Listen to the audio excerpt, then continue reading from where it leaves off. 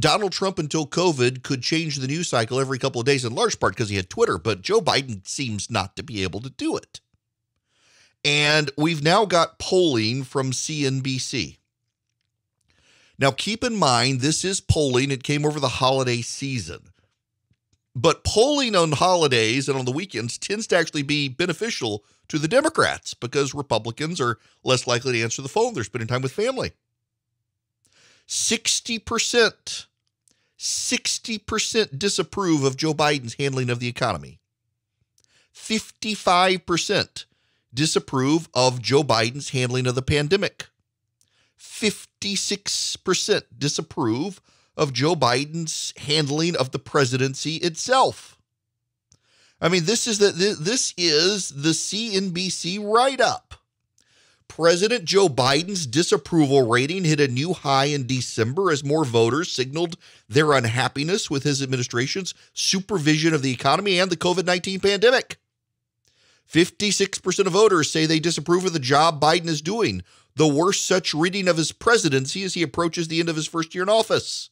According to a CNBC Change Research poll, prior polls showed Biden's disapproval at 54% in September, 49% back in April. Biden's approval rating is 44%, down from 46% in September, down from 51% in April. The latest sign of trouble for Biden comes as his administration looks to tackle a wide range of economic and political problems ahead of the 2022 midterm elections, which will decide the balance of power in Congress. There's a problem here, and I can diagnose it very easily. I want to go back to a sentence. One sentence, a key sentence. Biden's approval rating is now at 44%, down from 46% in September and 51% in April. In other words, Joe Biden was at 51% approval rating in April, 46% approval rating in September, 44% approval rating in December. This doesn't get talked about anymore. It is ignored. No one pays attention to it. Nobody thinks about it, but it's there. It's in the back of people's minds. And Joe Biden can't shake it because people can't shake it. Do you know what a presupposition is? A presupposition is the things that people presume before even beginning to think about stuff.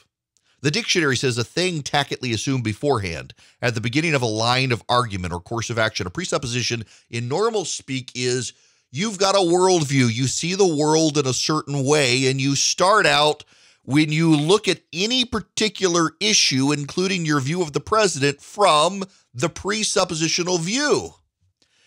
In January, February, March, April, May, June, July, the presupposition of the average American was, well, at least he's not Donald Trump. We finally got somebody who's competent, compassionate, empathetic in office. Someone who doesn't mean tweet. And then August hit. Now, what happened in August? Afghanistan. Joe Biden dogmatically, insistently, incompetently decided he wanted to withdraw from Afghanistan. And not only did he want to withdraw from Afghanistan, hubristically, arrogantly, wanted to have the withdrawal done by September 11th, by the 20th anniversary of the terrorist attack on New York and Washington and Pennsylvania. And we withdrew. And more soldiers died in a single day in Afghanistan than have died in the last number of years. We left Americans behind, and they first refused to admit it. And then they incompetently and ineptly, and to this day, have still been unable to get Americans out. They hindered third-party efforts to get people out. I know one Christian organization that was specifically told by the Biden administration that if they wanted to get more than just Christians out, they might actually be able to get a leg up in the approval process. But since they weren't getting any gay and transgender Afghans out, just the Christians, back of the line for you, this really happened. The American public changed. It takes a lot to change someone's presuppositions. It takes a whole lot of inertia. Things in motion tend to stay in motion until a force is acted upon them. Things at rest tend to stay at rest until a force is acted upon them. With someone's presupposition, it takes an enormous amount of force to move the presupposition. A Christian becoming an atheist tends to happen because they get pissed off at God. An atheist becoming a Christian tends to happen because they have a remarkable turn of events in their life and a switch flips. I have a friend of mine, he was a seminary professor, complete atheist, grew up without a Bible in his house. I've never even heard of that. Did not even know that existed. Someone who grew up and did not even have a Bible in his house. And he went to college, was working in his graduate degree. Someone gave him a copy of John Stott's Basic Christianity, urged him to read it, that if nothing else, he'd get a kick out of it, that these are what these goofy Christians believe. He said he went down on his knee after reading that book, convinced this was all a bunch of hokum smokum, woke up, stood up, as if he had never not been a believer.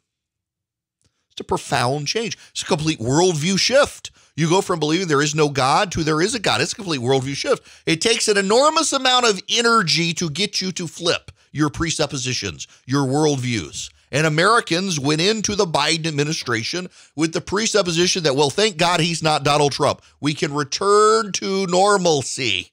He's a nice guy. He cares. At least he's competent. He's been in Washington for 50 years. By God, he'll be competent, unlike the last guy. Holy cow.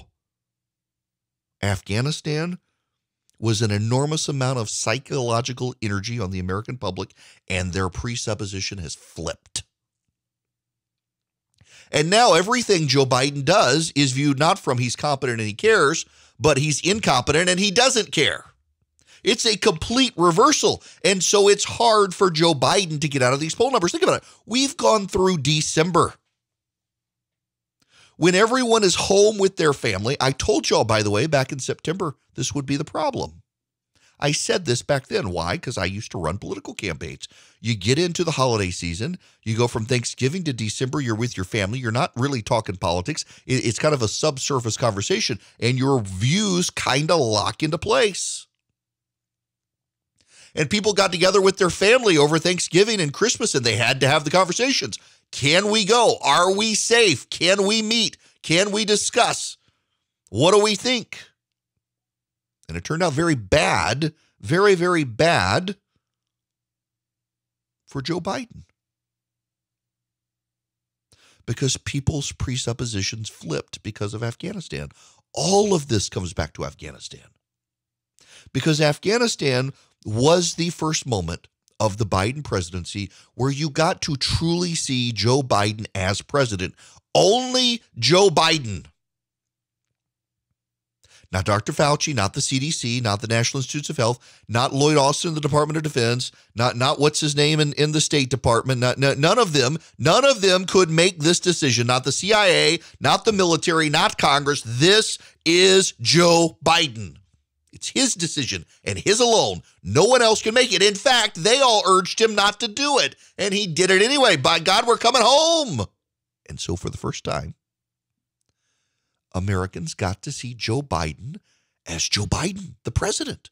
Not Joe Biden, the senator, not Joe Biden, the vice president, not Joe Biden, the candidate, but Joe Biden as president in his own element, making his own decisions, his way or the highway. No one else. Everyone else told him not to do it. He did it anyway. He was insistent it was the right thing to do. It was the right call. It was time to go. And everybody wanted us to do it anyway. The polls showed most Americans were ready to get out. So he did it. He did it. And we got to see the President of the United States